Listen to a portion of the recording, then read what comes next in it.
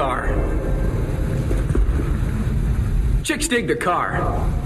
This is why Superman works alone. Good to see you all among the living. Hello, everybody, and welcome to the Talon Mix. It is not a Smallville recap podcast for a little while longer. Zach, sing the song. No, not Smallville. That's right. We're reaching the end of the road here. We've gone back and forth on whether we're doing The Flash. Did we land on yes? Did we land on no? We landed on no. I mean, we were yes, and then we were no last week because we were like, if I have to watch another one of these fucking movies, I'm going to lose my mind. I want to see in the Discord, I want to see someone say, do The Flash. If someone asks, if one person asks us to do The Flash in time for us to but like before we record next week, we'll do it. I do like the idea of ending here when I feel good about Batman. Do you feel real good? Although The Flash isn't going to make me feel good. bad about Batman, it's just going to make me feel bad about movies. But and this is a movie you and I both liked. I'll also say we talked about it on the Patreon. There is a Patreon episode of The Flash. Yes, that's true. And we're both in a place where we're like, we liked that movie once. I don't think I need to see it again. Agreed. Fuck The Flash. We're done here. We're done here. I'm eager to get onto the Batman Awards because that's going to be a bloodbath. That is going to be a lot of fun. And then I don't know exactly when this will happen. I have now read through the 1989 Batman the role-playing game. And we're going to make something happen with that. I do not know exactly when. I do not know exactly to what capacity, but I believe we will be playing that game here as an episode, and that will be fun. I got to assemble. Where does Brian get all these wonderful toys?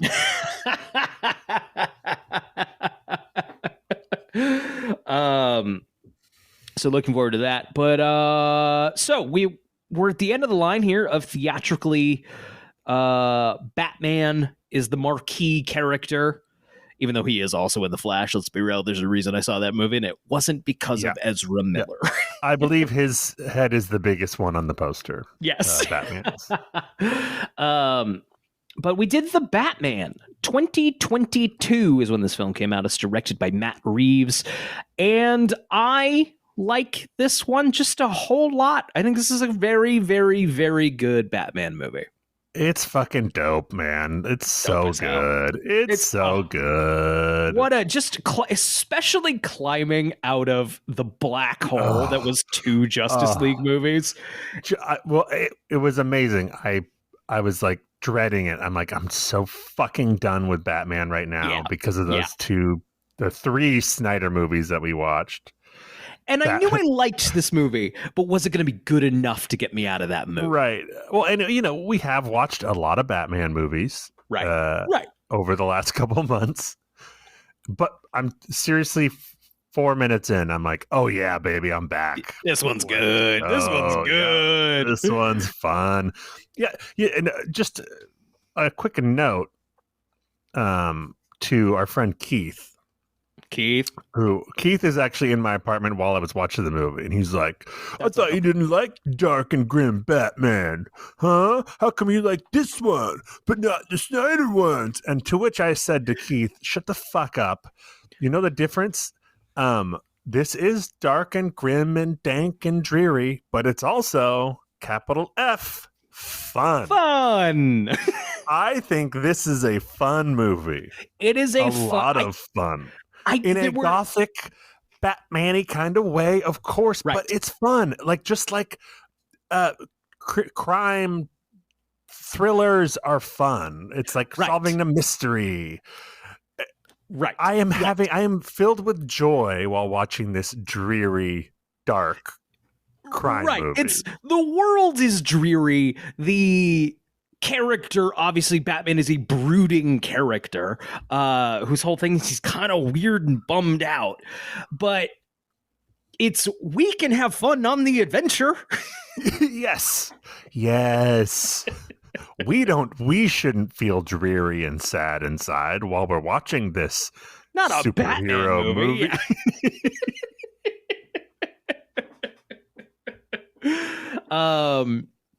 I will say, leading up to this movie, and we'll get into kind of the making of it. There's a pretty interesting production story here. It's been a while since we have one of those. I was not looking forward to this. I wasn't. Justice League could beat it out of me. I similarly was concerned. I liked a lot of what I was seeing. I liked the talent involved, but it did seem like, oh, we're going super dark with this one. And after the Snyder dark stuff, I'm like, God, are we just gonna have like another dreary fucking? But no, they fucking totally nailed it. They totally understood the correct ratio there. Right. But yes, I remember being concerned, especially when the trailer with that. The trailer looked good, but the Nirvana song and like, yes, like, come on, guys. Yes. And it's so I'm a little just I wasn't even like watching trailers. I think you were like, did you see the trailer? I'm like, no. I couldn't muster up. I was so superhero fatigued, probably more than I am even now. Like just a real low point on the whole thing. And I go see it. And I guess I was excited like the night I was going to see it. You know, Batman movie. Hey, and I have complaints about this movie. I don't think it's perfect by any stretch of the imagination, but man, I got that dog in me that just likes Batman, and he was eating good. Yes. He was on his back, like, with his belly exposed, getting rubs, getting full-on rubs. Just having a good old time. Like, fuck! Batman's on the screen. He's real fucking cool. Whereas Batman v Superman was like, you give the dog a treat, and the dog, like, smells it, and, like, maybe, like, puts it in his mouth for a second, and then spits it out. Yes, that's like, this movie has everything going for it, everything you want in a Batman movie. I mean, the visuals are fantastic, it looks gorgeous, the music is fucking fantastic, the action sequences are, I think, better than in the Nolan movies. I think frequently, yes, he doesn't flip a truck for real, but like that. No, this has I think one of the best Batmobile scenes, period, across the whole thing. And it you can tell what's happening in the scenes, which is what puts it above a lot of the Nolan was Reeves stuff. Very specifically was like, I want you to see it. I want it to look legit, and I want you to see it, and you do. And the most importantly for me is he makes Batman scary in a way that he hasn't been since, I think, probably the first Burton movie when he first appears. Like, I love the idea of we see, oh fuck, Batman's coming. A lot, like, oh no, Batman's coming. He's gonna get you. He Batman's slowly walks down the hallway like, I'm fucking coming. I'm coming, baby. You fucked up. Batman's coming. There's also a little thing that I like very early when he beats up the criminal gang, the Joker, the clown guys, who are probably Joker inspired, but we don't get into it because it doesn't matter. No. Visually, you get it. He beats them up, and then the guy he saves is also like, thinks the Batman's going to come and beat him up. It's right. And that comes back at the end. When he's perfectly at the end. He's going to save the people, and they're like hesitant. They're like, we're afraid of you. But then, you know, the kid takes his hand, and then Batman also learns a lesson and is different at the end of the movie. Yes. And it's a good lesson. Yes. I mean, I'm sure we'll get into it more, but the theme of this movie is very meta about the fans of Batman and the different kinds of fans and the things that they like about him, and, you know, sort of the negative impact he has had as well as the positive. Absolutely. And him embracing the more positive stuff. I mean, I fucking love that. I love it. It's really good. It's really fucking good. So I guess broadly, we're not going to do a recap again. I think we had a really good time not recapping last time. I think we're just going to vibe it out. We're just going to have a conversation about how dope this movie is. So basically, let's do a broad breakdown of the plot. Very, 10,000 feet. Do you want to get into the pre-production stuff at all first, or is there anything? I know it was like an Affleck thing, and then Matt Reeves. Yeah, I'm gonna get into it. But let me give a Okay. broad thing of the story here. I think, just so everyone kind of knows fully what we're talking about. Basically, the idea here is Batman is, I think, roughly like 2 years into his Batmaning career, and it's not like the Christopher Nolan, Christian Bale Batman, where Christian Bale's Batman like has a PowerPoint of here is the mission. I'm going to do this, and it's going to have this effect. It's more like, hey, Robert Pattinson's Batman. What's the plan here? And he looks up from punching a guy. Goes, what? He goes, vengeance is the plan. He doesn't really know what he's doing or care to figure out what he's doing. He's just going to punch the problem away. Yeah, no, the arc of this movie is essentially contained in, I'd say, the first 15, 20 minutes of Batman Begins, where, he wants to shoot Joe Chill, and then Rachel slaps him in the face, and then he throws the gun away and is like, oh, it needs to be more than that. Yes. And that's kind of what this is, him being like, oh, I need to be more than just beating up bad guys. That's exactly what it is. And so over the course of learning that lesson, we bring in Colin Farrell as the Penguin in more his class, as opposed to the last time we saw the Penguin as nasty sewer freak. He's a two mob great, 2 for boss. 2. We're 2 for 2. 2 for with 2. Penguin. Great Penguins. Well, Burgess Meredith, 3 for 3. 3 for 3. He gets mixed up with Zoe Kravitz's Catwoman, Selena Kyle, who is sort of embedded in this whole vast conspiracy, and various Gotham elite are being murdered by a guy who keeps leaving Zodiac killer-like clues for the Batman. Riddles, Brian. Sorry, of riddles. course. Not to give away who the villain is, but and that's the gist of it. It like this sort of vast conspiracy that goes all the way back to the Waynes themselves. yes. They finally are making good on the thing that every filmmaker has promised, which is like, let's show more of a detective Batman. This really is the closest we've gotten. Like, it's like the mystery stuff is like most mystery movies where it's a bunch of bullshit. Like, whatever, who gives a fuck? Right. But this very much is a detective movie with some action sequences. We've got Batman at a crime scene and like looking at a crime scene, and that's fucking cool. We get a bunch of those. Yeah. It's got one of my favorite. It's a fun, different take on Batman, I think, where there is basically Gordon is walking into the crime scene, Batman's trailing behind him, and Batman is the weird little consultant that nobody fucking stoked is here. And like, I love the version of Batman as like someone Gordon has to be embarrassed. Like, this is my embarrassing friend that he brought to the party, and he's like, dude, please don't embarrass me. You're here. You are good, and I do need you. But also, all of my coworkers are like, get a load of this fucking guy. Yeah. What are you doing, Jim? I think, and I didn't know it till seeing this movie, my favorite version of Batman is Jim Gordon's weird little friend. Yeah. Weird buddy. So, sorry, I know I'm all over the place. I do think you were right, and I do think we should start at the very beginning here. August 2013. Before we get too much into the rest of the plot of the movie. Because I could talk about good scenes of this movie all day, because there's a lot of good scenes. We will, yeah, we will. So August 2013, Ben Affleck is cast as Batman. And it's one of those things where, like, you're going to make 10 movies.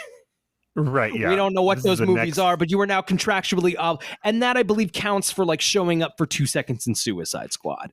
Yep. These are the types of contracts I just watched those scenes before we started recording. I put Suicide Squad on right after finishing The Batman, just because it was right there on, Max thought I might also like it. I haven't seen it since the theater. It's not like awful or anything. It's made by David Ayer, who's hit or miss, but he's right. Like I generally like his stuff more than Zack Snyder's stuff. Right. But it's been so fucked with, Brian. It was we texted over about this briefly, but if the listeners don't know, it was essentially taken away from Ayer and recut by the studio, and they brought in a movie trailer editing firm. And so it's basically edited like a movie trailer. I counted 8 needle drops in 16 minutes that I watched. And it was like the most cliche sympathy for the devil, fortunate son, super freak, like just that's rough. The actors are great. It's got a great cast. And Margot Robbie, like for all, like she played that character several times, yes, again and again. So like clearly she hit something. Yeah. You know what's funny is Suicide Squad is rated R. Birds of Prey also rated R. This movie's PG-13 and is way more adult storytelling. Yes. It turns out you can imply most stuff. Right. It turns out you don't actually need it. I was actually surprised the movie was PG-13. And I think Warner was too. They were literally like, I believe behind the scenes they were like, we'll do it if it's R, but we'd really like it to be PG-13. I mean, this is more in the tradition of what Batman has been with the Burton stuff and with the Nolan stuff of like a really hard PG-13. Yes. Yes. It's PG-13 so people can bring their mature kids or whatever, but this is a lot of adult shit happening in these movies. Seriously. It's so interesting of like for what I don't need as a 35-year-old man? I don't need Batman to say fuck. No, and the difference between this and sort of Batman v Superman or something like that is I could see myself as a 7-year-old boy really being involved with this movie and watching yes and mostly being able to tell what was going on like in the big picture sense, right? 3 hours is too fucking long. I would have tuned out. It's too long for a 12-year-old, I think. Yes, exactly. But otherwise, like it's Batman Returns has similar like right. This is weird, and I'm into it as a 7-year-old or whatever. Yes. Yes. I'm not saying 7-year-olds should watch this movie. That's a parenting decision. That's a parenting. Know your kid.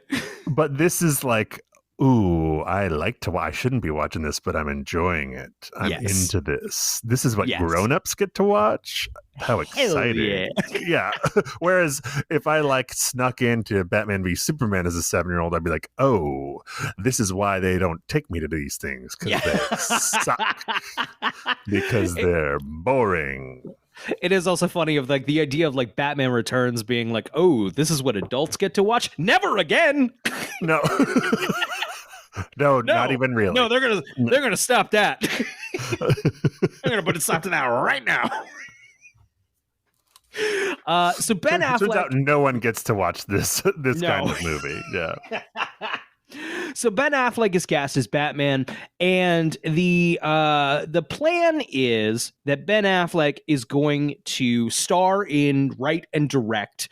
Keep in mind, Oscar-winning for writing and not directing, but like producing. Argo has won Best Picture.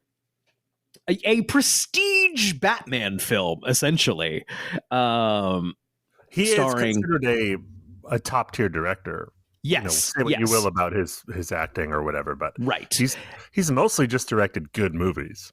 Right. I don't think I saw his latest one, which apparently wasn't good. But before that, no hard misses for me. I enjoyed the only one that got mediocre reviews was that mobster one, Live by Night. I think Live by Night. Yes, but the other ones, right, Gone Baby Gone, Girl, The Town, Air. All bangers. I don't think he was Air. I believe he wrote Argo. Air. No, Argo. He directed Air. Did he? Shit, I didn't know that. Yeah. I have not seen that yet. I'm looking forward to it. I had so much fun with it, man. So much fun with it. So, that's going to be good. And I can see a Christopher Nolan did Batman, you know, and like made a lot of fucking money. So Batman, I think, is the one comic book thing Affleck, top tier director, can be like, yeah, I'll do a Batman movie. Yes. That is now like a high tier property that a prestige director can do. Right. He's not Before. coming back for Green Lantern. You know what I mean? Right. No. Snyder will, I believe, take a bazooka. Just be like, watch this. And that'll be the end of that.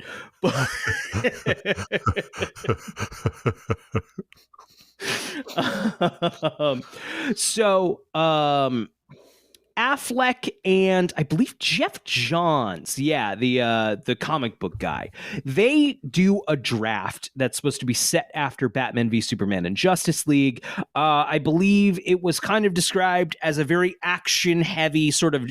Matt Reeves called it a very James Bond-y script. Here's the thing. Affleck is going through a divorce. He's drinking a lot. And the production of Justice League was really fucking bad because they had to come in and do a whole bunch of reshoots. And like, I think he likes Zack Snyder enough, and Zack Snyder losing his daughter was a whole like thing. And he doesn't. Well, also, it was definitely not the movie he signed up for, with the one that they were making in the end, right? With Joss Whedon and all that. The other, better or worse, whatever. It's not what he was there for. And the one he made before that was bad. He knows that. Yeah. He has to know. Yes. The Batman 100%. run has not been good, no fault of his own. I'm sure he knows that. The thing you did because your kids will think it's cool that you're in the bat suit is turning out to be a real big pain in your ass. Yeah. So it kind of whittles down sequentially, right? Of like, he's not going to direct, but he'll still star. Oh, I don't want to be Batman anymore. I want to go to rehab and stop drinking myself to death. Yes. Yeah. Mm-hmm. So he fully drops. I believe that coincides a little bit with Reeves coming on board as director. Reeves, I've been a fan of Matt Reeves since the beginning. I just not a hardcore evangelist, but like I very much enjoyed Cloverfield. I to this day enjoy Cloverfield. I like his Let the Right One In, Let Me In. The remake of Let the Right One In called Let Me In. I like he did 2 Planet of the Apes movies. I really enjoy Planet of the Apes and his 2 things into it. Did you have any That was not the beginning though, Brian. The beginning was him and J.J. Abrams made a little show called Felicity. Got it. I knew he was a J.J. Abrams guy, but yeah. I watched all of a few years ago, and it's pretty fucking fantastic. I've hovered over Felicity before. I haven't bit the bullet, but I bet I would like it. And I dare say, with all due respect to J.J. Abrams, I think Matt Reeves might be the more talented one. I think so as well. Based on the Well, let me just take a step back, at least as a filmmaker. TV Agreed. Might be different. I don't know. It's hard to tell who's doing what, but I have liked Matt Reeves' films more than J.J. Abrams', and I have enjoyed most of J.J. Abrams' movies. Agreed. So some directors on the dock here, some people they looked at. I'm not familiar with Matt Ross. I'm familiar with Matt Ross as an actor, not as a director. Sorry, I'm now looking at his Wikipedia. He was looked at. He's a small fry, pretty much. He's directed some TV, and is mostly an actor. But he was apparently looked at.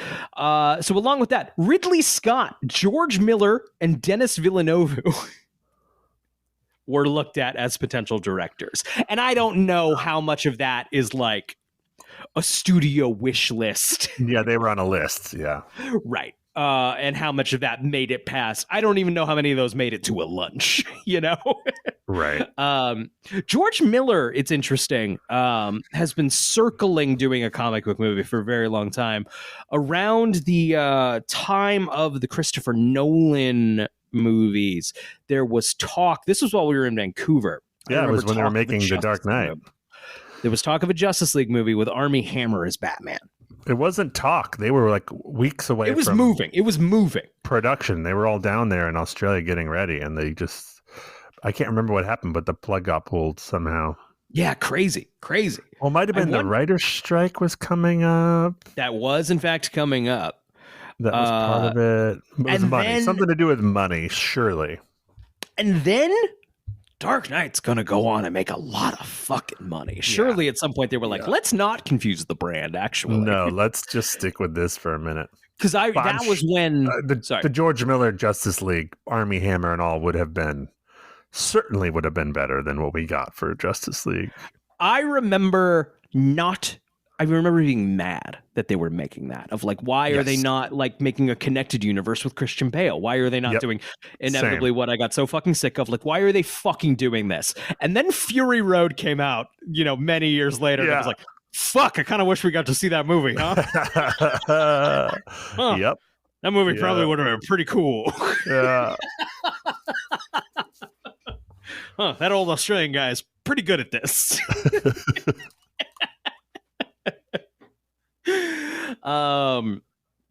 So they were all looking at they were all being looked at. I think Villanova would have been interesting. But Reeves eventually signs on. And while Reeves says Affleck's script was good, a totally valid take, it wasn't the one he was interested in doing. And I believe, like, even with Affleck potentially still on board, threw it out. He was going to do something else. And then when Affleck dropped, no longer interested in starring, going to rehab. Yeah. It was then looked at, Reeves wanted to bump it up to earlier in Batman's career. It was still maybe going to still be DCEU focused, and be a younger version of the person who will become Ben Affleck's Batman. And then I guess somewhere during the writing process, Reeves asked, do I have to? I gotta? Can I not? Please, no, I don't want to. To which Warner Brothers was like, well, we're doing Joker, so I guess it's fine. And also, those movies were kind of box office poison. Yeah, who gives a fuck? Let's just separate them. Yep. That is something also I just really like about this movie. Even though it does have its own continuity and that it tells you through the storytelling easily, no problem. It does have a sort of Batman Forever-y, it's fucking Batman. It's a Batman adventure, Yeah. Yep. It doesn't. Yep. It's fine. All the players are here. Yeah, right. It's everything and it's a perfectly good just Batman movie. In the way a James Bond movie can be a James Bond movie. Yes, it's earlier, but that doesn't super matter. No, we don't need to see all the stuff again. We just had here are your touchstones that we need in all the Batman stories. Alfred's here, the Batmobile's here, Batman, the Batsuit, blah, blah, blah, the Bat Signal. That's what makes these movies so great. Most of them is you just need to hit those very specific things, but there's so much variance within each one. You can do your own thing with it. But as long as those are there, it's a Batman story. It's I believe there's the little introduction, which is from Robert Pattinson, a voiceover, and it's sort of a nod to Frank Miller had little diary entries as narration, and it feels a little like that, and it just set up we got a bat signal. I'm Batman for a minute. I don't really know what I'm doing. I mean, this almost slides right in. You could almost put this in the continuity with year one. Yes. Just this would be year 3. This very much does feel like year 2. Yeah. Because Selena Kyle looks. They take that visual from very much from the year 1, from what I remember. Yes, very much so. Yeah. So, Reeves now has the freedom to just make a Batman movie, which is great and perfect. It was so the elements kind of came about. He kind of wanted to do. There is a story called Dark Victory, a Batman story that it's Batman hunting a serial killer. Reeves was kind of inspired by that and kind of wanted to do that, and then built this story around it, making the Riddler a Zodiac killer-esque serial killer. And then Robert Pattinson is cast. He was Matt Reeves basically writes it for Pattinson after seeing Good Time. That was his dream cast, who I want to do this, not assuming Pattinson would be interested. Pattinson kind of famously following the Twilight series of films is a little like, I don't really want to do big studio Hollywood stuff. If there was a bad, not that notable, but like people reacted poorly to Pattinson being cast. And that's an idiot take if you've had your head under a rock with movies for the last like 10 years. Guys, one of the most interesting guys working. Yes. And if the only answer to Pattinson as Batman is, ooh. Yeah, 100%. I mean, it feels like half the time people are outraged when they announce who they're casting as Batman. Michael Keaton, Affleck, people were outraged. I think the same people who were outraged are the ones of like, Zack Snyder's a fucking genius. Yes. Oh, no, 1,000%. Yep. It's Heath Ledger people were mad at. It turns out you actually maybe don't know anything. Right. Yeah. And actually, maybe the people making the movie kind of know what vibe they're going for and then talk to these people beforehand and like figure out how they're going to collaborate. The casting directors sometimes kind of know what they're doing. Sometimes, yeah. Sometimes it's not just a crapshoot.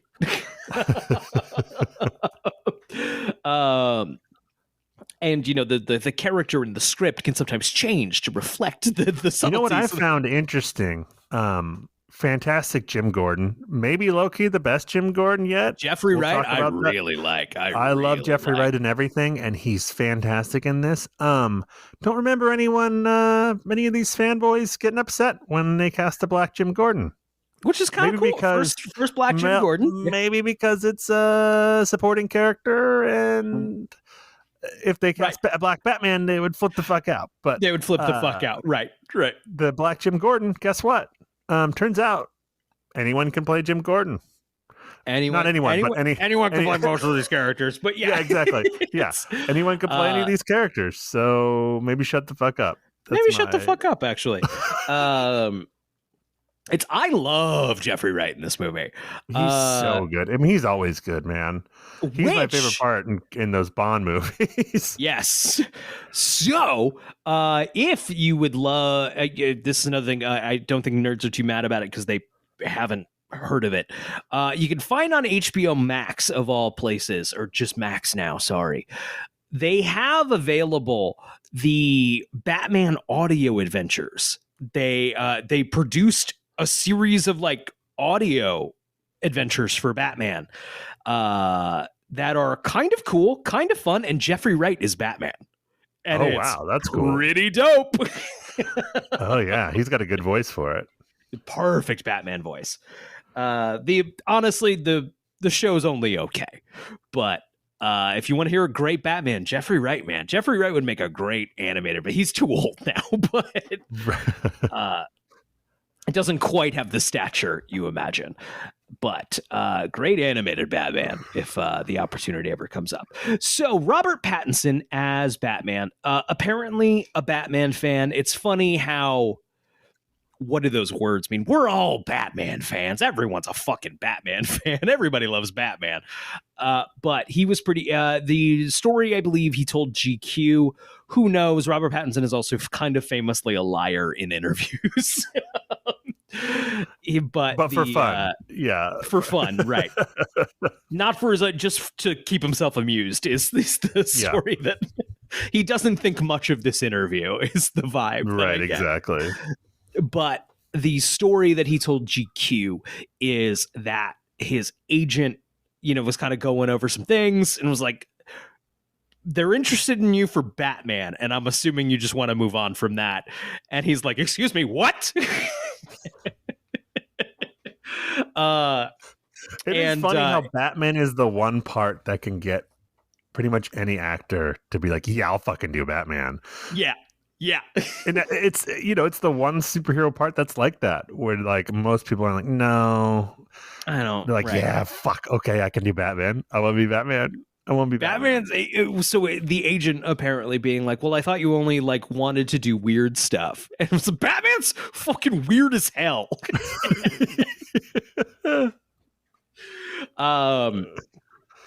Nicholas Hoult was also Nicholas Hoult, who will be playing Lex Luthor in James Gunn's Superman movie upcoming, was number 2. And Reeves said it was really between them, but he had always kind of intended it to be Pattinson. Yeah. And great casting. I think he's fantastic in this movie. I think he's so good. Yeah.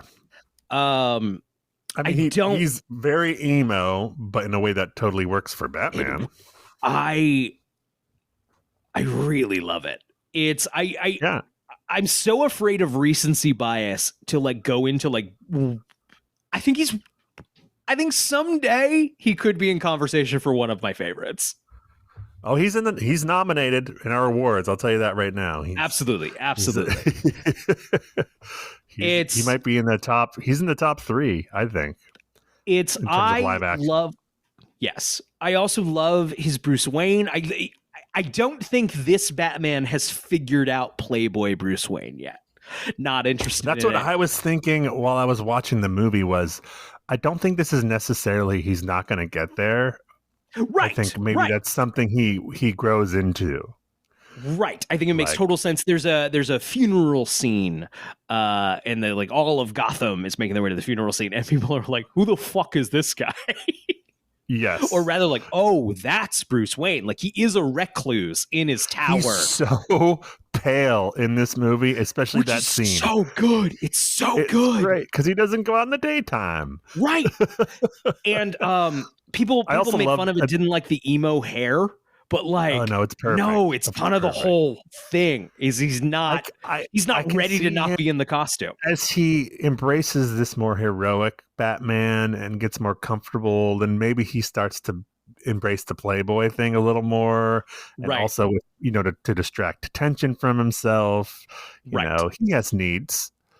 It's not a need for him right now to distance himself from Batman because no one knows who the fuck Bruce Wayne even is. Yeah, but then after going into the Riddler's fucking hideout and being like, oh, anyone looking at all these pictures might put it together. So,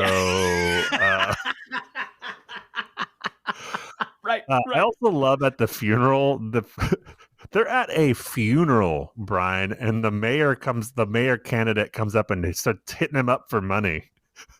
It's just some fucking guy's funeral. Is this the current mayor?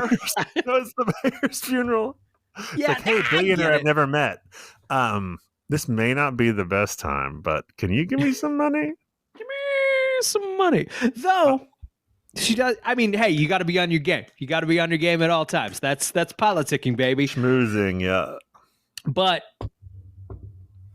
it's she hits him up with what I think is it's not always also about the money. She says to him, like, I think you can be doing more for the city. Right. I'm doing everything. I'm punching everything. I'm punching all the bad guys. Right. I'm one guy. There's a real thematic reason for her to be saying that for sure. Let's see here. We talked about Jeffrey Wright. Sorry, real fast back onto Pattinson. Pattinson asked for advice from Christian Bale on Batman, to which Christian Bale, make sure you can pee. Which, you know what? That sounds about as important as it can be. Yeah. It's he told GQ that he was asked, don't watch other Batmen, like really come up with your own thing. To which I think, like, how do I not? I've seen all those movies. Right? Yeah, of course. Yeah, we went to that's unwatch not a them. thing I can. Let me I go to can't the do eternal that. sunshine of the spotless mind, people, and have those memories erased. Right. But he did apparently look for strike zones that haven't been like hit. Yes, yeah, And I think he did. I think he found them. That's a reason to watch the other performances. Right. Like, I don't want to be Right. doing that. Totally. Yep. Totally. He's also talked about the voice he does, which is a just kind of a lower register. It doesn't really feel like a Batman voice. Well, Because he has long dialogue scenes. right. Yeah. It's whispery and it is breathy, in Yes. similar to how Christian Bale's was breathy, but when Christian Bale did it, he was yelling. Yes. And so it's like a whisper, like, because Pattinson's like, hey, I think you have a lot of cats. And then Bale would have been like, you have a lot of cats. You're like, I'm tired. I'm so tired. You have so many cats. So yeah, it's he's got long. I think this is the most dialogue a Batman has had. I'd be shocked if there was more outside of Will Arnett. Like, am I wrong? I mean, maybe Conroy, but I mean, it's, I don't know. He's still, he has a lot of dialogue. He does, especially with Catwoman. But he's also like a man of few words when he's interacting with most people. Sure. Which is good, you know. He's like doesn't Right. talk unless he has to. Right. All right. Well, we'll have to crunch the numbers. We'll of course have that for the Batman Awards of Batman who talked the most. This movie's 3 hours and Batman's in every scene. So we That's true. Yeah, that's true. Zoe Kravitz is Catwoman. Kravitz was a little reprising her role from Lego Batman. her second appearance as Catwoman. That's true. It sounds like the Who's Who. Anna de Armas was like considered. Alicia Vikander, the Who's Who of anyone who could potentially be Catwoman right now. They went with the right person. Yes, I think she's great. She was wary of doing this after she was in X-Men First Class, but she likes Catwoman. Everybody loves Batman. And it sounds like from her conversations with Reeves, got very excited about the movie. I think she's great in this. She's fantastic.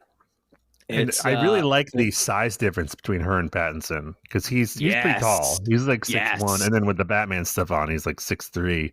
Right. She's tiny. Yeah, it's great. It's really good. It's and the way she's utilized and interpreted in this movie is different from how we've seen before. While still feeling very much Selena Kyle it's both familiar and a very interesting twist on it.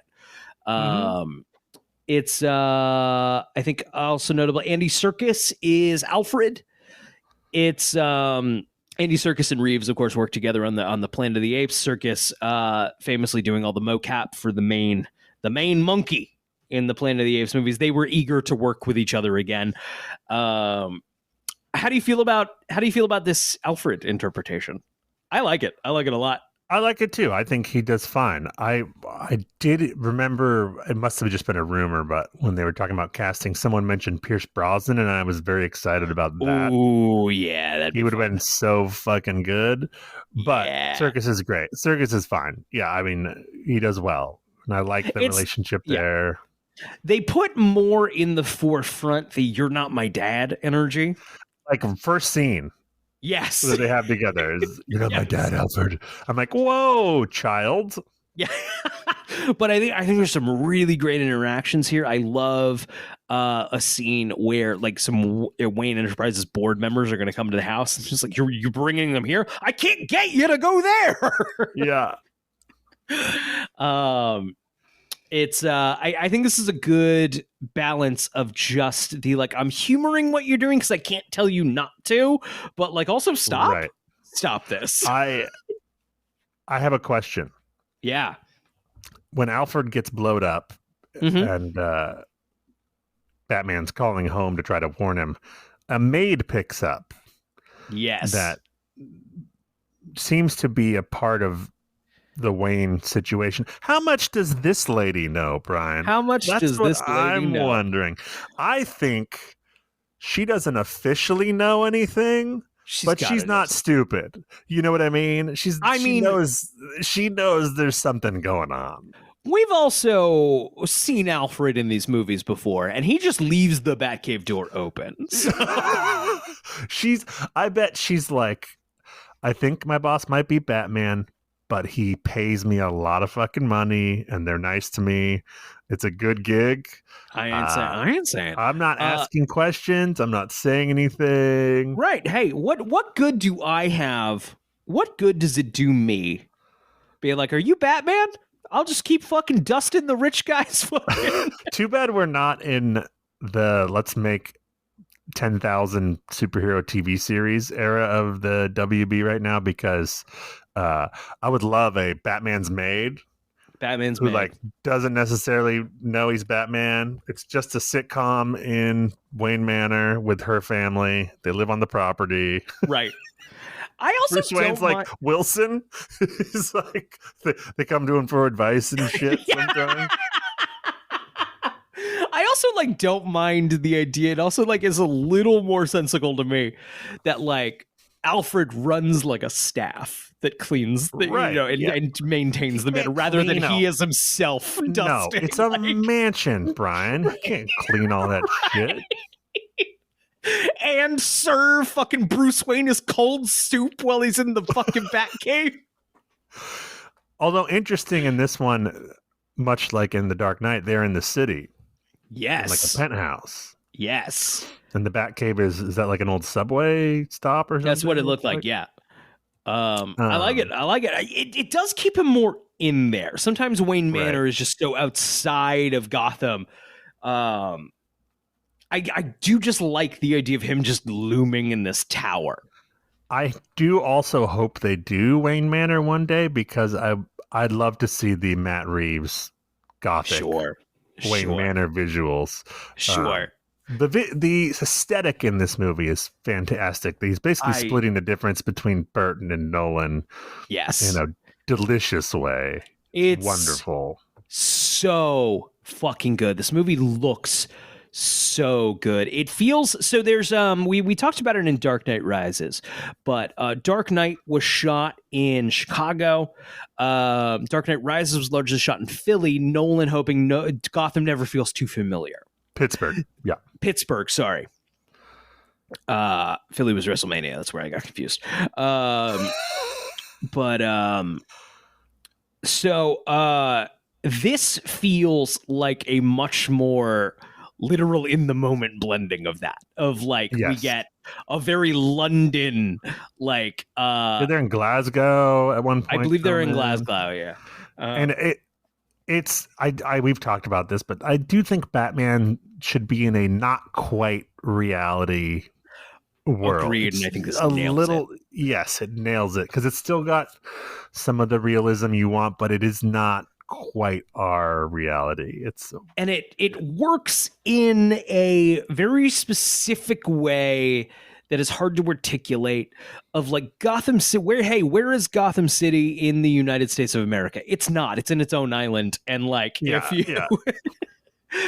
what's across the border of Gotham City? You fall out of the movie. Yeah, Bruce Wayne is not. He's not trying to save the country or the world. Nope. He's trying to save Gotham City. Yes, the island of Gotham City. Yes, and where they have a seawall that they didn't set up at the beginning of the movie that becomes a really big plot point. Really big. It has a little bit of the Batman Begins, like, all right, something needs to happen in this third fucking act. So. Yeah, exactly. Yeah, it's a comic book movie. We need some big shit going on. While we're talking about the visual aesthetic, this is probably for me the only time that the volume technology has really worked effectively. Oh yeah, you expand on that. That's for anyone who's not familiar, right? I think that's what they used with this one, right? They did. Yeah, that's where they have this giant, basically LED screen So instead of doing like a blue screen or a green screen like they would have done in the past with the Star Wars prequels or something, where the actors are acting against a blue nothing and have to imagine what's going on, they get to act in front of the actual background that's going to be in the movie, because the quality of the LED screen is so high now that it just looks like reality. Right. And they can light it better because they see what the background's looking like.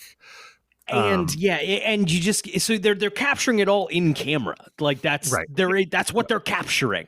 So I believe there's a lot of stuff of, especially like that unfinished building that the bat signal is in. So like the skyline of Gotham, they're able to just have that out there. Yes. Yeah. I think it looks like great here. It looks so good. It's mostly those rooftop scenes, I think, or probably the climax has a lot of those. Yes. In there, but it looks so good in this in a way that it doesn't look bad in the Star Wars shows and stuff, but it's TV, so they're working faster probably and lower budget. And it's doing more work. It does feel like it's a very backgroundy, like it's taking the place of a matte. It's a digital matte painting. Right. They're using it here in a way that Spielberg used CGI in the first Jurassic Park, right? Where he's like, yes, we need to use it here. We don't need to use it here, right? Right. It's the city is fake, so we do need a city skyline here. Yeah. And it looks, and you're exactly right with the lighting. It looks so much better than a green screen when it's utilized super yes. well. So, and like this movie looks both like, obviously like Reeves is very good. The photography here is very good. This movie looks like money was spent on it. Yes. This is an expensive looking movie. I had texted you, after watching the Nolan movies, man, this one maybe looks a little flat. I was watching it on TNT and they had cropped it. I've watched this movie in chunks over the last couple of months. Actually, I've been, I watched some of it, and then I just happened to catch it on TV. My in-laws were like, put something on the TV. It's about as good as digital can look, I think. I mean, it's like watching it this time in the full actual correct aspect ratio, I'm like, nah, this is a real good looking movie. Does it look as good as a fucking IMAX, like fucking 300 pounds of film? No, of course not. But it's a real good looking movie. I mean, as far as the stylistic look that they're going for it, I don't know if you could do that with film the way they did it, right? That's very true. I don't know. It looks fucking great. Whatever they did, I'm not a cinematographer. It looks great. It's the color palette on it is so, well, even though it's like dark and gritty, quote unquote, the color palette is very vibrant in its dark. It's vivid. Colors. Yeah. Yes. The texture on it is delicious. It's not just like a fucking muddy nothing like the Zack Snyder's Justice League. Sorry to keep crapping on him, Keith. It's never going to stop. Recent one. No. Fuck Keith. I mean, watch Rebel Moon. Just look at the trailer don't watch Rebel Moon, but look at the trailer for Rebel Moon. You'll get as much out of the trailer as I got out of actually watching Rebel Moon. I don't know if I've told the podcast, I bought the novelization. I can't believe you did that. I can't believe you didn't steal it. You just bought. I should have stole it. I should have just stolen it. They don't have that whole thing. In order to feel alive, I steal WWE trading cards from Target. That's my midlife crisis. Brian's joking. He's never stolen anything in his life. I steal them all the time. Just enough so they'll keep restocking them. Because if I steal all of them, they won't get more. And then my scheme. Where does Brian get all these wonderful toys? He steals them. He steals them. Just WWE trading cards. Let's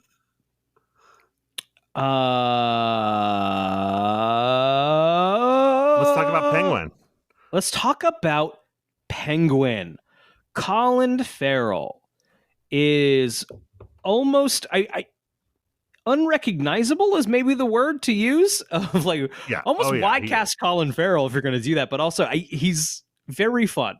It's fun. The makeup is impressive.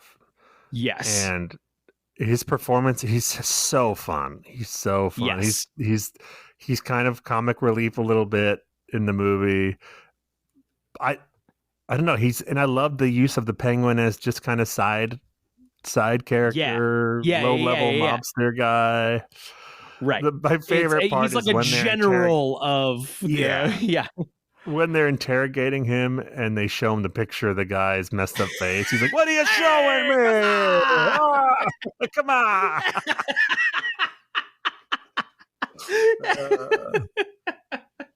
What's also the when he realizes the clue is about the bat, and that's like the worst Spanish I ever heard. Am I the only one who knows the difference between la and I forget what the L and la? Yeah.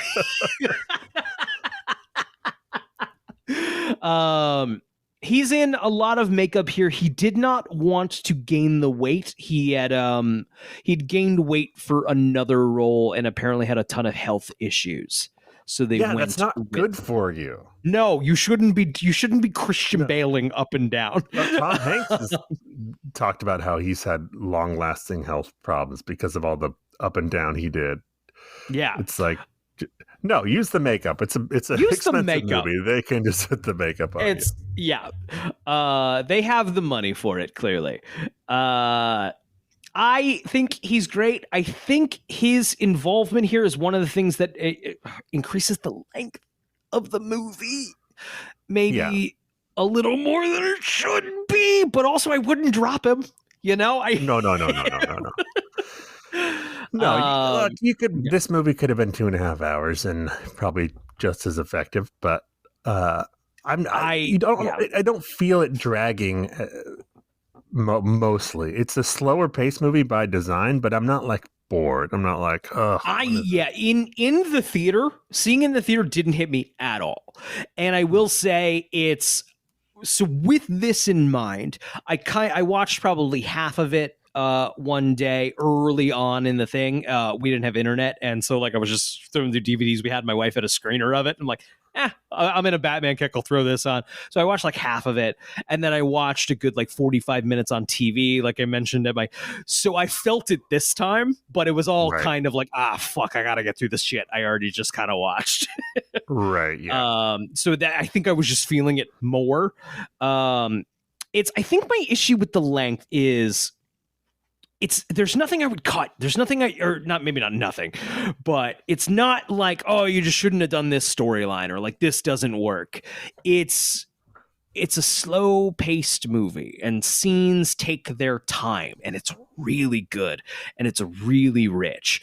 But when you get to 3 hours of a runtime, when it's over, I kind of want to feel like I've been taken on a pretty epic journey, right? I want Titanic. I want to feel different after the movie is over. This feels like a 2 hour, 2.5 hour movie that took 3 hours to watch. You know what I mean? Yep. Yeah, definitely. If you're looking for stuff to cut, I got a scene you can cut. I got a scene we can cut. We're about there. Yeah. Oh, real fast before we get to him, Paul Dano as the Riddler. Oh yeah. I like this performance. I think it's pretty good. I part of me kind of feels like I'm going to do a Batman villain. This is going to be my Heath Ledger being a Batman villain thing. I don't know if it's quite up to par with Tom Hardy and Heath Ledger, but no, it's not. Good. But he's playing an incel, right? Yes. Yes. Yeah, he with the voice, he goes a little over top at times, but I like Paul Dano. He's a very good actor. I do too. I think he's good. He's good in it. I think I like him in the scene with Batman where he thinks they're buddies.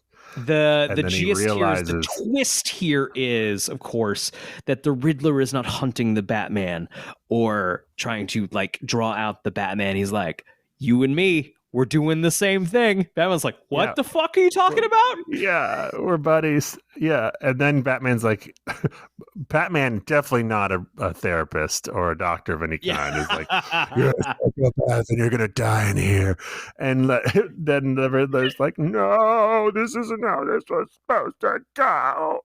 It's really a good scene. And it is funny. Like in this movie,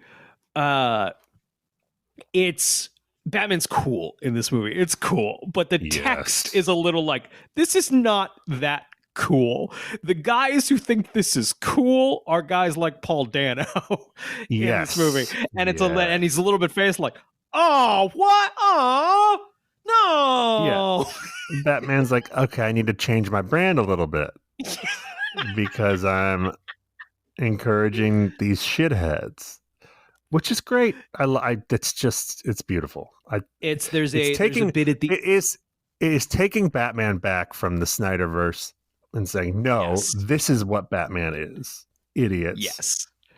There is a bit where in the third act towards the end, the Riddler is revealed to kind of have these fringe acolytes who are performing basically a terrorist attack on Madison Square Garden and breaking the seawall, and like it's all domestic famous Gotham seawall. The famous Gotham seawall. Hearing about. But he rips off the mask after beating up a guy and was like, "Who are you?" Blah, blah, blah, blah.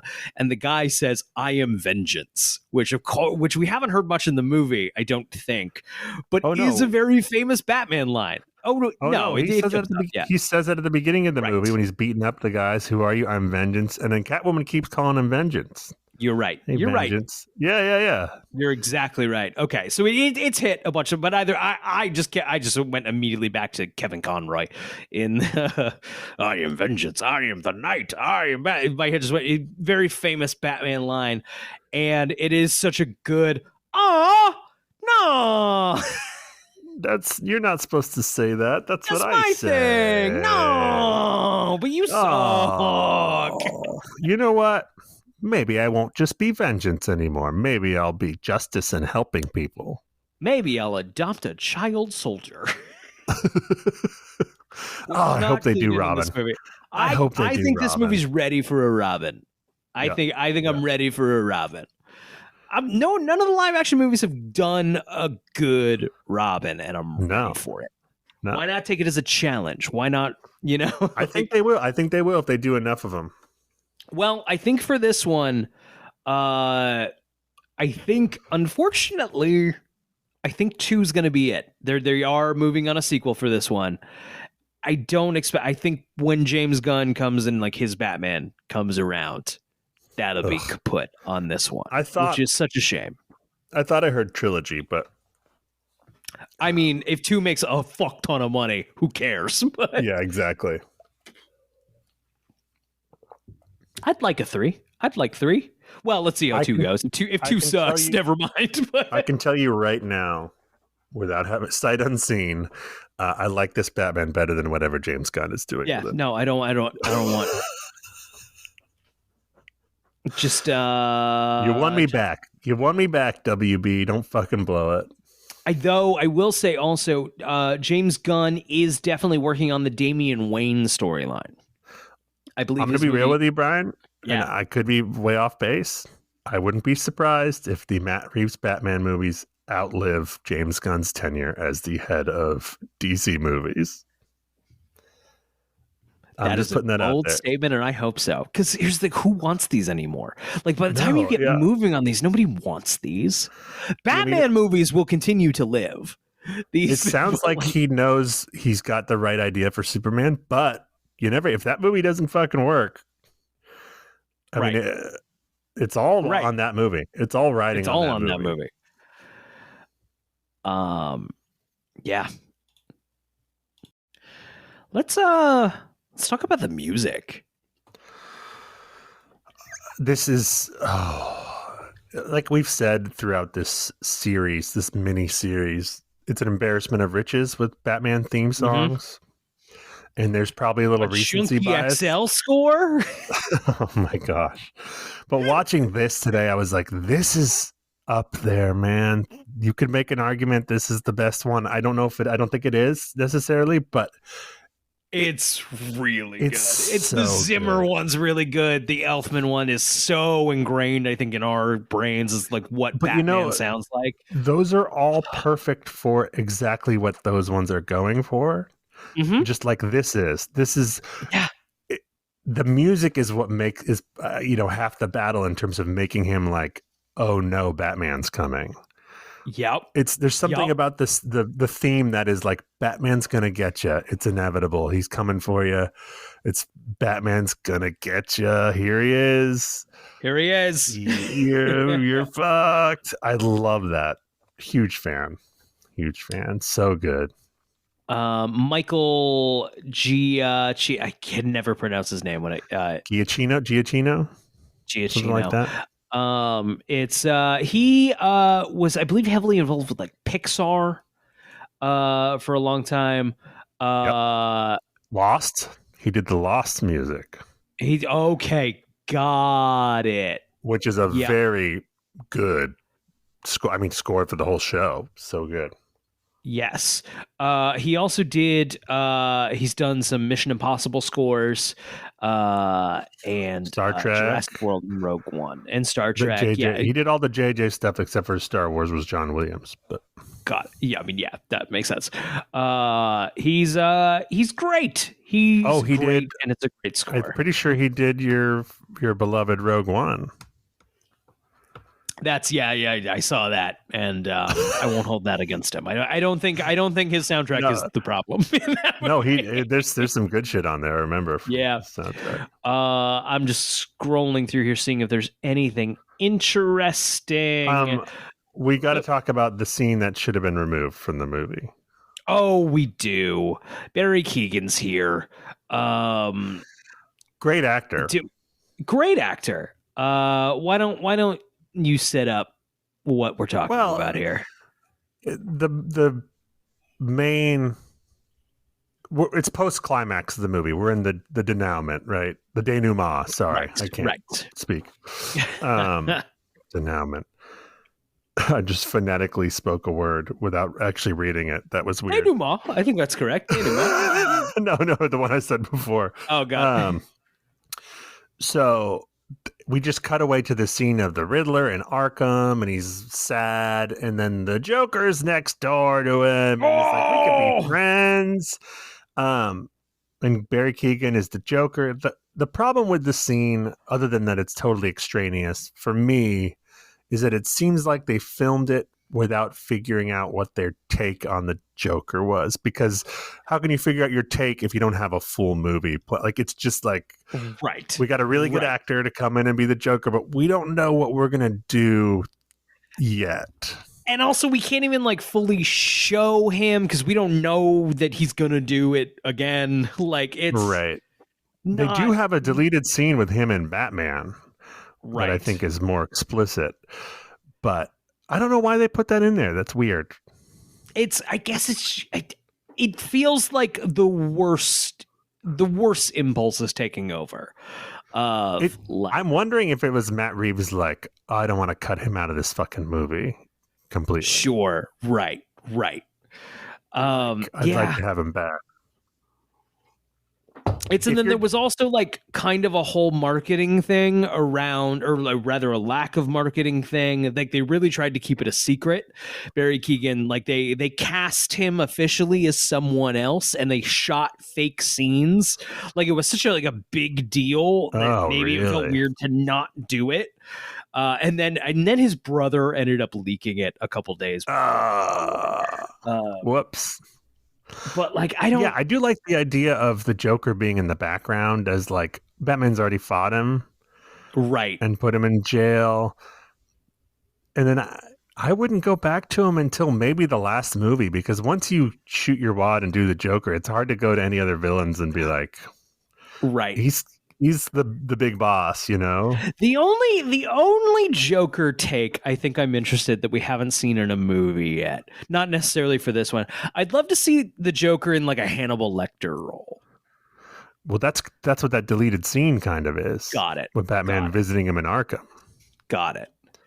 Yeah, it's just not. I'm not that interested in seeing another Joker take right now.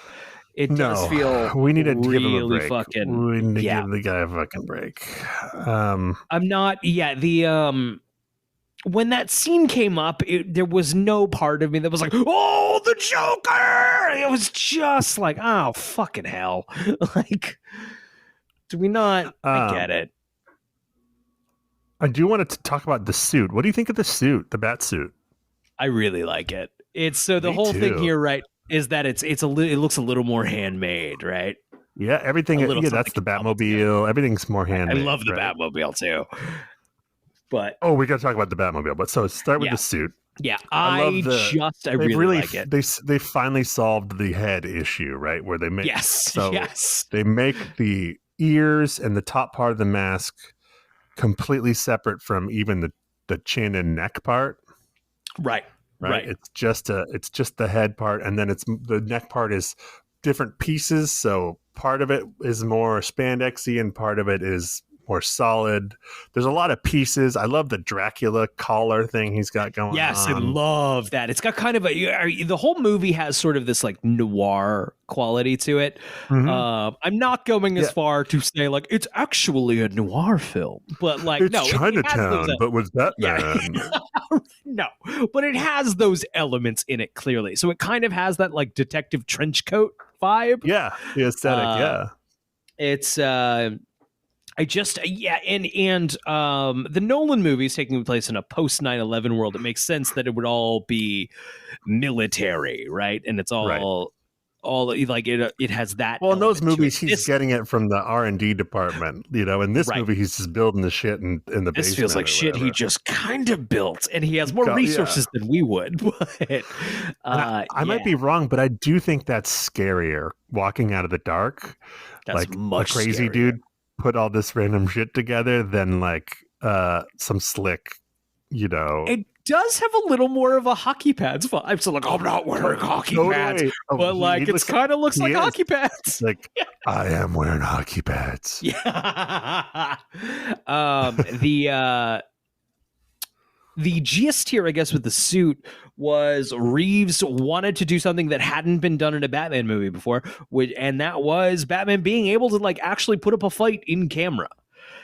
And the suit articulates much more. Pattinson can move much more in this suit. I mean, Nolan was the first one to do that with Dark Knight and Dark Knight Rises, where they made the suit had more pieces so he can move a lot more. But then the Affleck one looks like he can't move at all. That's just that looks like one solid piece, and you're gonna see Affleck's fucking face being pushed through the fucking mask. Yeah. So no, I love it. It's like we said, the action sequences are pretty A+. And then in The Flash, the movie we will not be covering, where Michael Keaton just becomes a cartoon for a little bit. He just turns into he's a CGI like 70 Batman. years old or whatever. Yeah, they just cut to CGI fighting. Batmobile. Again, we're making it scary, which is brilliant. To make it like Christine. It's like the car. It's Christine was the exact inspiration that I read. It's as opposed to, once again, I already don't fucking remember the Batmobile in the Snyder movies. But it's a little more in the big tanky, like Nolan-y. Very Nolan-y. They went muscle car in this one, and it's Yep. fucking good, dude. It's so good. It's so good. I mean, because yeah. obviously, if he's building this shit himself, he can't just build a whole car like his own design. Right. No, this feels like a modded thing in his weird little Batcave garage. And it's scary. That scene might be my favorite one, where he's chasing down the Penguin, the car chase. The framing of like those shots, the color, like this dark car, the red orange of the explosion. sound of the car like roaring out of the darkness too. That is the Batmobile scene to be beat for me. Well, yes, for sure. And then when he walks up to him, the car's flipped over and the music comes in. Fuck. Oh, God. Batman's gonna get you. He's gonna get Batman's you. gonna get you. He's coming. God damn. I love the whole design. I love the design of the city. We kind of talked about that. I do want to provide one, not complaint, but nitpick. Yeah. I think if this movie was as big in the culture as The Dark Knight was, we'd be hearing all about some plot nitpicks with the Riddler's master plan. You know what I mean? Right. Yes. Yeah. Oh, yeah. Why do we need to flood the city? What does that have to do with shooting the mayor? Like, I get I got nothing. I don't. You could have just had those guys show up at the stadium and shoot the mayor or whatever. Like, I don't know. It seems like, well, we need big bad stuff to happen. So this is not one of my favorite. I think the Batman story is very good. It's not one of my favorite plots, if that distinction makes sense. Yeah.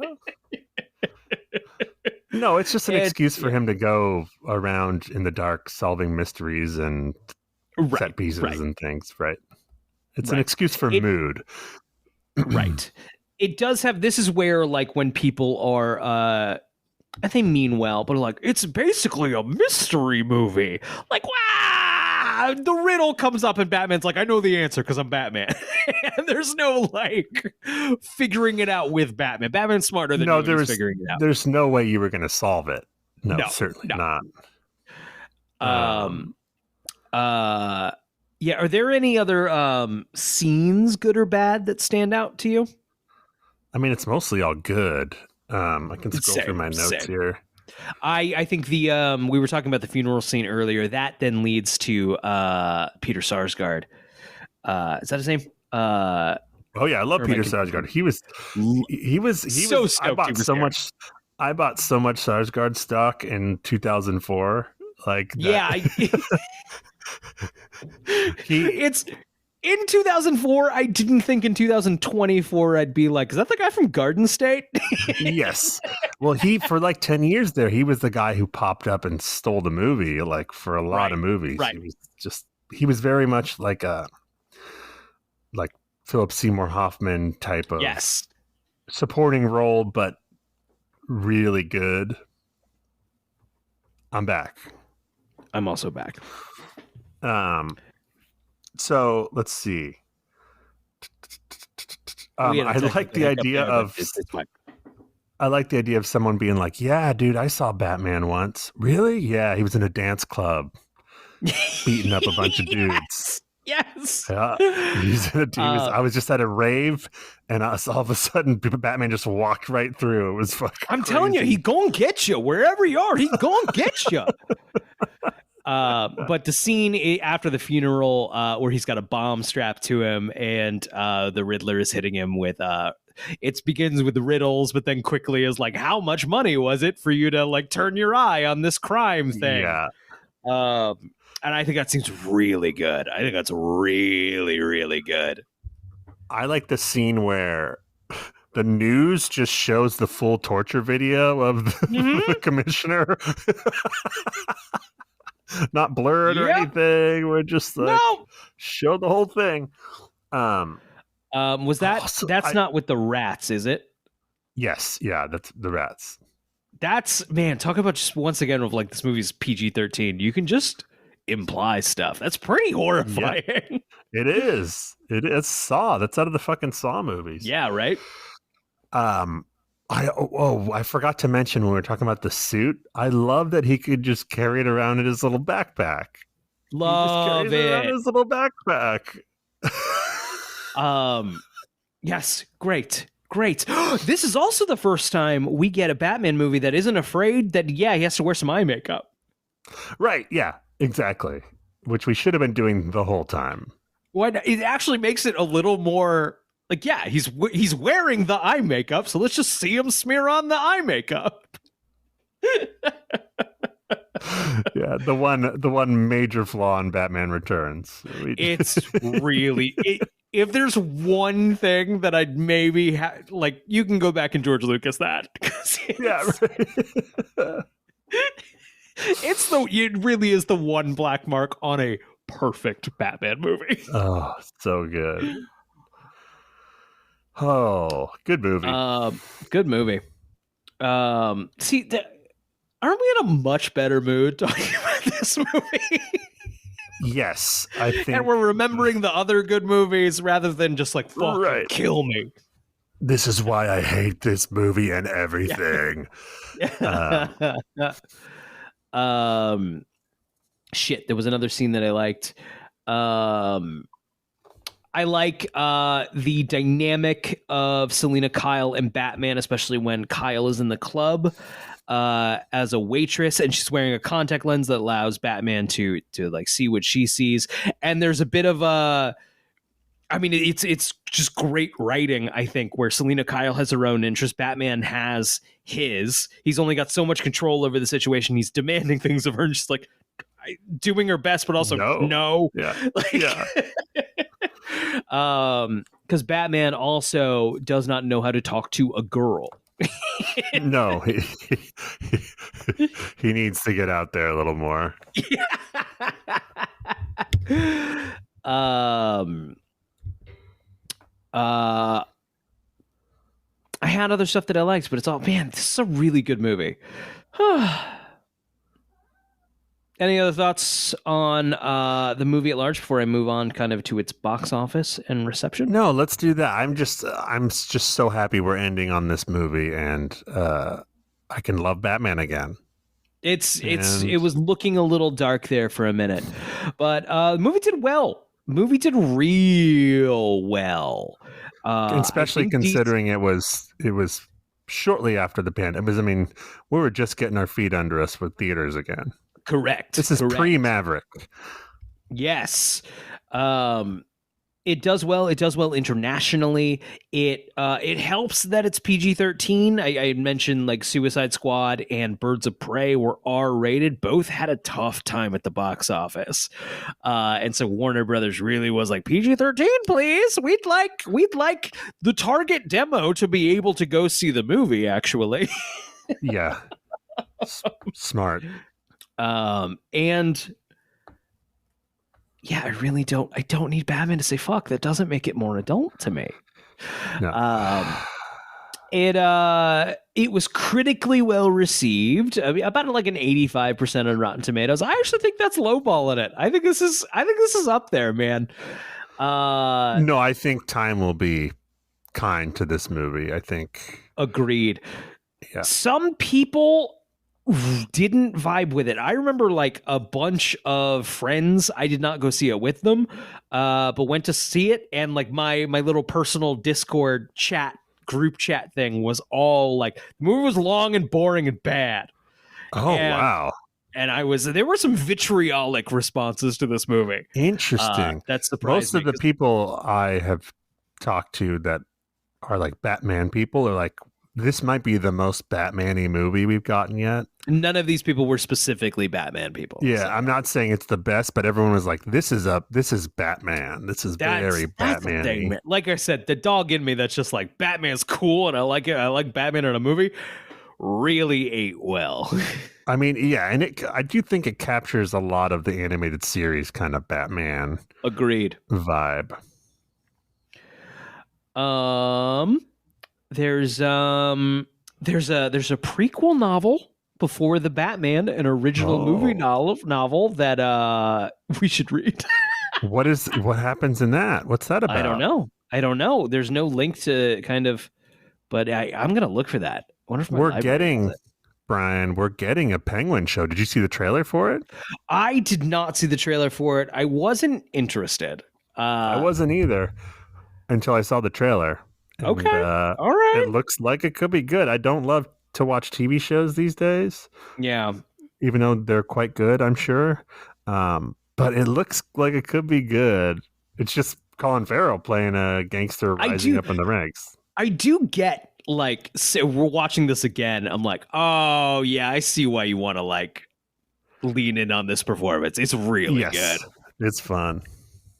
I have a question. I personally could see going with a more supernatural villain in a sequel. Do you agree that that doesn't feel that I off wouldn't here? mind it. I wouldn't mind it. I think it'd be fun. I think Give it'd me be fun to get like a Mr. Clayface. Freeze. Let's go. Clayface, Mr. Freeze. I think it fits in. I think this version is comic booky enough that And Mr. Freeze is not supernatural. You can do that. It's just sci-fi, which this is already kind of anyway. yeah, that's all true. I think it'll be interesting. Court of Owls is a newer villain. They're not necessarily supernatural, but like it is strange, like Gotham Elite conspiracy. Court of Owls, they're newer. I think it would be fun to see them. There's apparently interest, according to Wikipedia, in Calendar Man. I'll believe that when I see it. I wonder what they're going to do aesthetically in the next one because, they usually like to change it up. I think you got to change it up a little bit. It was rain, maybe snow. Give me snow with the. Ooh, Mr. snow would be Freeze. good. I wasn't even thinking of just weather. That would be a great way to. This is a Halloween movie. This movie's set at Halloween, which is dope. Well, the first scene takes place on Sure, Halloween, so it's sure. mostly November. I guess It's, that's fair. It's The next film is just titled Batman Part 2, The Batman Part 2, which actually I think is kind of dope. But great. I do not like the title of the movie. I wish it was not called The Batman. I don't have any either. thoughts on that? I don't think it fits really the movie. I think Nope. the reason that they did it is because that was the title that they've been going with and that they thought was cool, because calling the character the Batman is the cool thing now, Right. I guess. Right. I do not like the title at all. I wish they came up with something else. I do not think they ever should have deviated from just Batman word. I mean, Batman Vengeance is what you could have called this one. Perfect. That would have been perfect. I don't know. Like, Yeah. And that's just off the top of your fucking head. I don't know. Because it's too close to. There is a movie just called Batman, and so now, right. So right. saying the Batman doesn't. I have to either say the newest one or I play movie trivia once a month at Hollywood Theater. Hell yeah. And the trivia guy every week, as an example, is like, you have to be specific. So if the answer to the movie is Batman, you have to put Batman. You can't put the Batman, or like you have to get exactly right. So, God, I wish you were here to play on our team. Dude, all right, I'm coming out. Yeah. I'll be like, can I Zoom my friend in to be on our team? Let me in. I will have my phone out, but we will not be looking stuff up. We have integrity. Emily and I at the Alamo Draft House, at the House of Wax Bar in New York, they had movie trivia, and we won a lot of free movies. Yeah, fuck yeah. They one time very generously. I don't think the other team was happy because we were close with them, but we did beat them they gave me Alien 4. I put Alien 4. That is not the title of the movie. Alien Resurrection. It's Yeah, Alien you Resurrection, should not but have they been. gave me Alien 4. Oh, wow. So dark, but we also didn't contest it. Yeah, it's really competitive. The one I go to, the best we've ever done is third place. Wow. Yeah, it's incredibly competitive. And my team it's like me, who's like, like for some reason, the only thing I know is movie stuff, but like I know a lot of movie stuff. And then there's people who are like, know a decent amount about movies, watch a lot of movies. And then some people who just come to drink. Just here to have a good time. Yeah. But I think the teams that get first regularly and second is like four idiots, Sure, right, movie people. Right. So it's hard to compete. All right, I'm coming out there, and we're Yeah, anytime, man.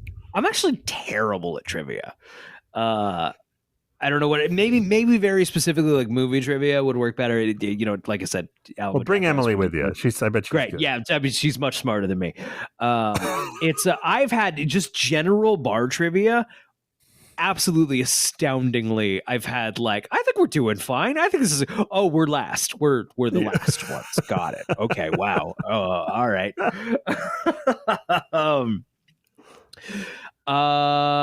Hell yeah, I guess. Do you have any other thoughts on the Batman? No. I was gonna say A plus. A minus. quite. Good movie. Really Good good movie. movie. A lot of fun. I wish you could cut 20, 30 minutes out of it. I don't know how.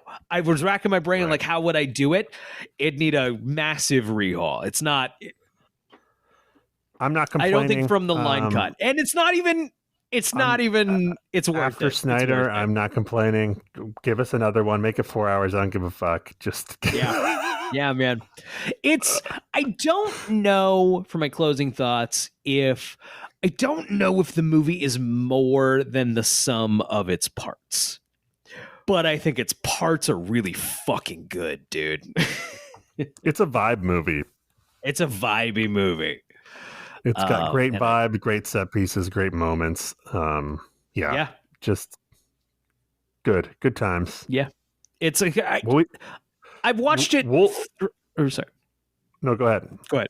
Oh, well, I've kind of half watched it 3 times over the course of the like, I watched 90 minutes here. I watched 45 minutes. Right. I'm ready to not see it again for another year or two, but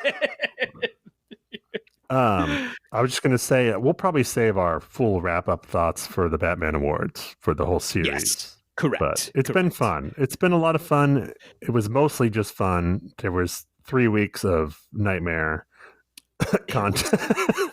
It was enough, and I think we literally said it, but it was enough. It got bad enough there. Was like, maybe I just don't like movies anymore. The decision to do both Justice Leagues or any Justice Leagues was probably the undoing.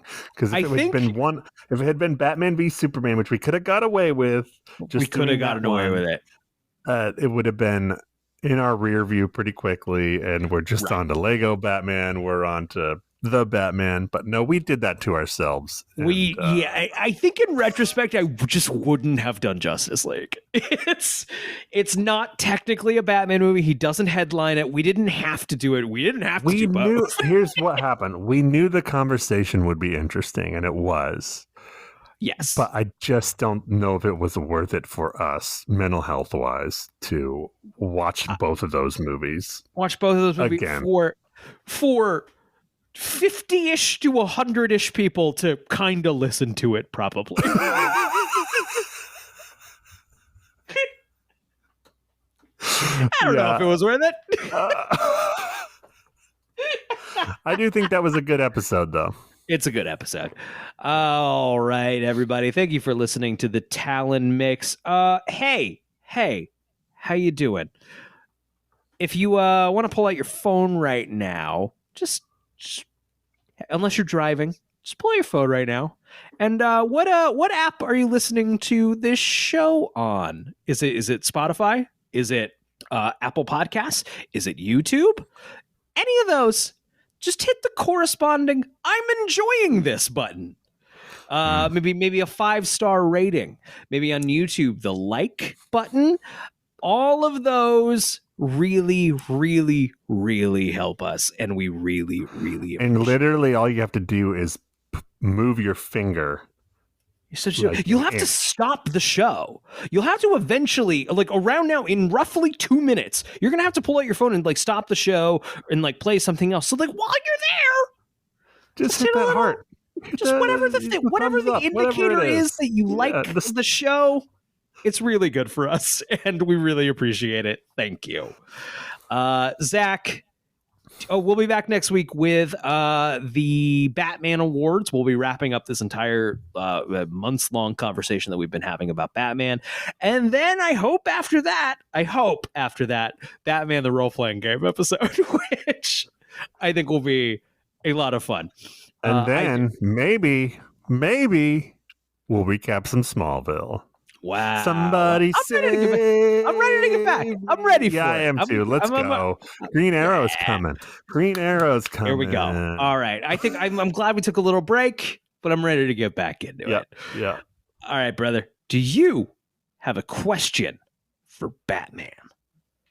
Batman, when will I see you again? Good night, everybody. I'm Batman.